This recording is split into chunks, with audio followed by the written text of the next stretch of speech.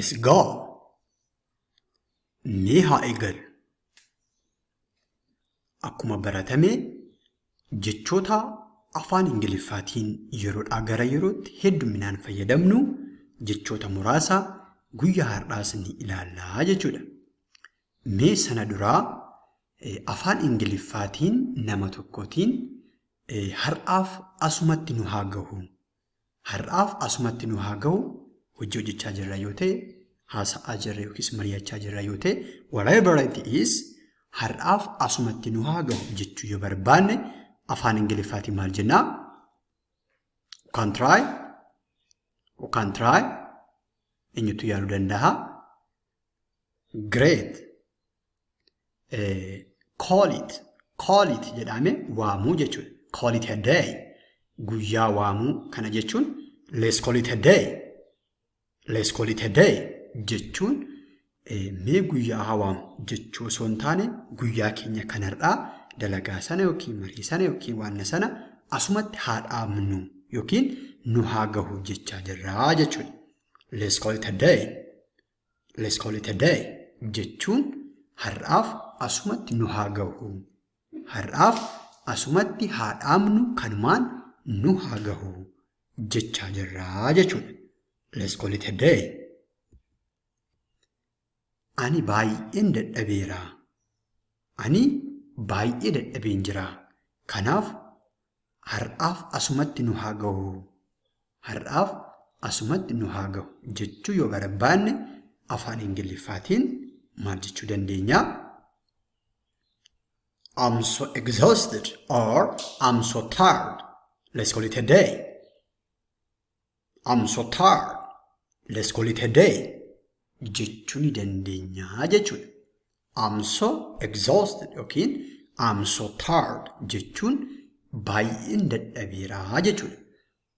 Kanaaf haa dhaabnu asumatti har'aaf nu gaha jechuu yoo barbaanne immoo akkuma sila ilaalle let's call it a day jechuudha. So bakka tokkotti I'm so tired. Let's call it a day jechuun ani hedduu dadhabeen jira yookiin baay'ee dadhabeen jira asumatti haa dhaabnu jechaa jirraa jechuudha. Interesting. Nama dhiibbaa uumu yookiis nama baay'ee cimaa, nama dhageettii dubbatee dhageettii qabu, hojjetee fudhatamummaa qabu, wantoonni akkasii jechuudha. Namni akkasii afaan Ingiliffaatiin baay'ee gabaabaa ta'eetiin big fish jechuutiin ibsuu hin dandeenya jechuudha. Just he is clever, he is strong, he is this kan jennu baay'ee bifa gabaabaa ta'een big fish kan jedhu fayyadamuu ni dandeenya jechuudha. Let's say inni naannoo kana keessatti nama baay'ee cimaadha. Abaluun maqaa galchuu dandeessu yookiis waan barbaadachuu dandeessu. Abaluun baay'ee cimaadha, baay'ee jabaadha naannoo kana keessatti jechuu yoo barbaanne we can say that he is the biggest fish in this village. He is the biggest fish in the village. He is the biggest fish in the village. In this village, he is the most important and influential person. Jechaa jirraa jechuudha. Nama baay'ee barbaachisaa, nama baay'ee the biggest fish in this village. He is the biggest fish in the village. Jechuu ni dandeenya jechuudha. Great. Ani nama dhiibbaa uumu. Ani nama akkasumaanii ta'ee jiraachuun barbaadu. Ani nama dhiibbaa uumu ta'uun barbaadaani jenna yeroo hedduu. So, if you want to say that, just by using a big fish, we can say that I want to be a big fish. I want to be a big fish or I want to be a big fish. Jechuu ni dandeenya jechuudha. I want to be a big fish. I want to be a big fish. Ani nama baay'ee dhiibbaa, nama baay'ee barbaachisaa, nama baay'ee jabaa ta'uun fedha yoo barbaanne I want a big fish jechuu ni dandeenya jechuudha. I want a big fish jechuu ni dandeenya jechuudha. Wanna ati amma haasaa jirtu qoosaadhaa natti qoosaa jirtaa'oo. Natti qoosaa jirtaa'oo. natti qoosaa jirtaahoo ni jenna. Yeroo hedduu bifa kanaan nama ni gaafan wanticha amanaan jiru yoo ta'e natti qoosaa jirtaahoo yookiin taphachaa jirtaahoo ni jenna. So gabaabumatti pulling my leg miila koo maal gochaa jirtaa yookaan luka koo pull gochaa jirtaa dhiibaa jirtaa'oodha. Kana jechuun are you pulling my leg jechuun natti qoosaa jirta taphachaa jirtaa'oo. Or are you joking at me? Joke ka jedhu kana sana fayyadamne are you joking at me? Are you joking at me? Or are you pulling my leg? Are you pulling my leg?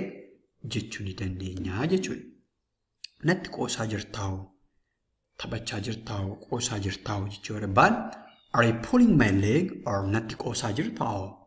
Are you joking at me? Are you joking at me? Jechuu ni dandeenya jechuudha. Akka kanaas jechuu ni dandeenya jechuudha. Good. Baay'ee aaruu yookiin aariitiin guutamuu. Baay'ee aarii normaal aarii osoo hin taane just fiil gaafa goonu fiilingii baay'ee aariitiin maraachuu inni aariitiin maraate baay'ee aarii isa jennu jechuudha. Maal jechuudha? Just xaariyaarra keessa kan jiru manarra keessaa kana rukutu jechuudha. Hit the roof. Hit the roof. Hit the roof jechuun baay'ee aaruu yookiis aariitiin guutamuu jechuudha. She hit the roof. He hit the roof. I hit the roof jechuun baay'een aare baay'ee aarte baay'ee aaree jechuudha jechuudha. For example, itti hin himiini baay'ee aaruu danda'a. Inni baay'ee aare yookiis marachuu danda'a aariitiin. So itti hin himiini dhoksii jechuu yoo barbaan do not or don't tell him he may hit the roof. Do not tell him he may hit the roof. Hit the roof ka jedhu kun baay'ee aaruu danda'aadha. So don't tell him he may hit the roof. Don't tell him he may hit the roof. Don't tell him he may hit the roof jechuu ni dandeenya jechuudha. Ittiin himiini inni baay'ee aaruu danda'a. Baay'ee aaruu danda'a jechuu yoo barbaanne afaan Ingiliffaatiin bifa kanaan jechuu ni dandeenya yookiis yaada keenya ibsachuu ni dandeenya jechuudha. Good. Yeroon akkam fiigaa? Baay'ee fiigaa jira yeroon ni jenna. Especially seasonii amma dhiiraa amma jiru kana keessa baay'ee fiigaa jira jechoota kana hedduminaan ni fayyadamna. So yeroon akkam fiigaa? Baay'ee fiigaa jira jechuu yoo barbaanne like akka simbirroon barariitu yookiis immoo speedii baay'ee jabaan yeroo baay'ee wantoonni balali'anidha. So flies ka jedhu sana fayyadamne how time flies. How time flies. How time flies.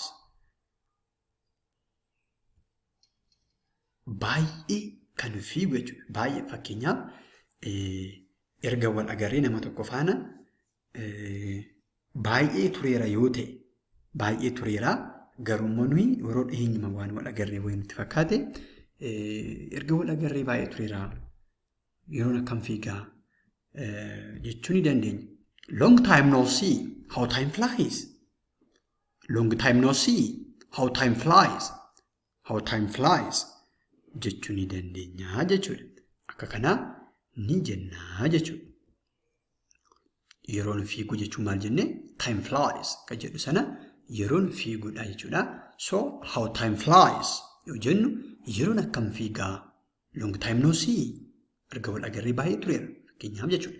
So yeroon akkam fiigaa jechuu barbaan long time no see. How time flies jechuu ni dandeenya jechuudha. Isheetti hin himiini baay'ee aaruu dandeessi. Baay'ee aaruu dandeessi jechuu yoo barbaan afaan Ingiliffaatiin maal akka jennu deebii keessan komentii jala nuuf kaa'a. Put your answer in the comment section. Leave your answer in the comment section. See you again. Thank you. Thank you.